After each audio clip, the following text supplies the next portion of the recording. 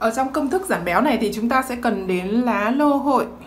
Các bạn nhìn nhá, lá lô hội.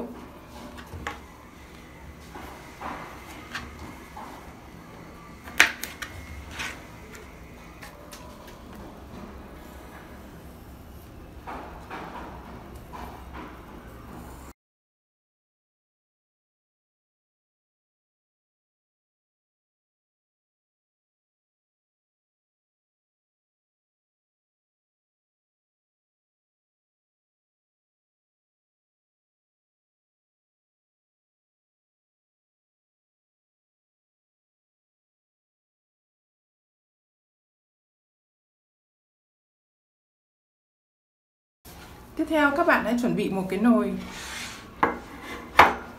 Sau đó chúng ta sẽ cho lô hội vào. Chúng ta cần một cốc nước. Các bạn cho thêm lá nguyệt quế.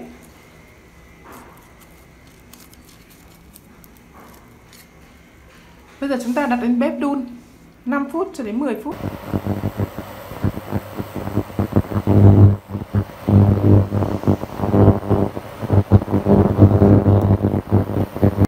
Chúng ta đã có nước lô hội.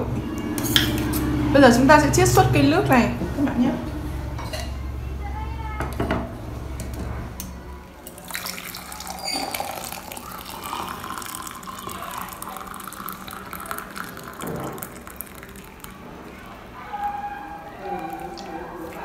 Chúng ta cần thêm gừng.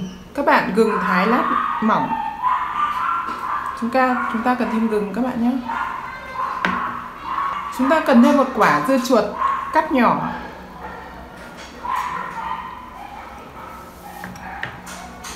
Chúng ta cần thêm quả táo cắt nhỏ.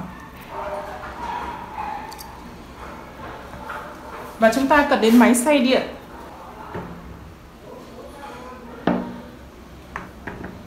Chúng ta có táo,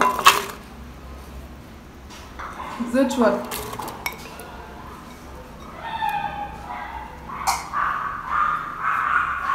chúng ta có gừng,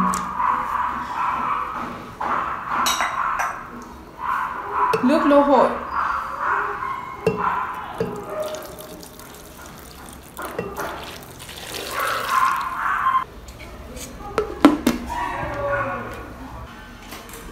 chúng ta đã có hỗn hợp sạch. Bây giờ chúng ta sẽ lọc lấy phần nước cốt của nó các bạn nhé.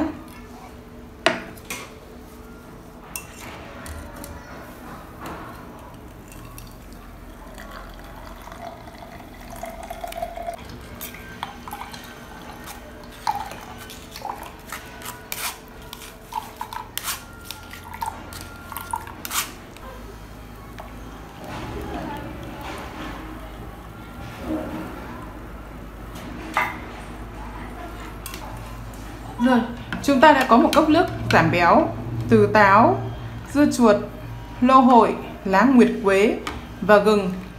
Với những cái thành phần như thế này thì chúng sẽ giúp cho cơ thể chúng ta lo lâu và đào thải mỡ tốt hơn, đốt cháy mỡ rất là tốt và hiệu quả. Và các bạn giảm cân với cái công thức này nó cũng không hề mệt mỏi, không cần ăn kiêng và không cần tập thể dục quá là kham khổ. Các bạn hãy uống một ngày 2 cốc như thế này. Trước bữa ăn sáng 30 phút, trước bữa ăn tối 30 phút. Các bạn uống đều đặn một tuần như vậy, các bạn có thể giảm từ 10 cân đến 12 cân, thậm chí là đến 15 cân với những cơ thể nào mà dễ giảm cân. Đối với những người bị béo phì thì các bạn có thể uống thay nước. Các bạn uống liên tục thay nước. Hoặc các bạn uống một ngày 3 cốc, trước ăn sáng, trước bữa ăn trưa và trước khi đi ngủ 30 phút.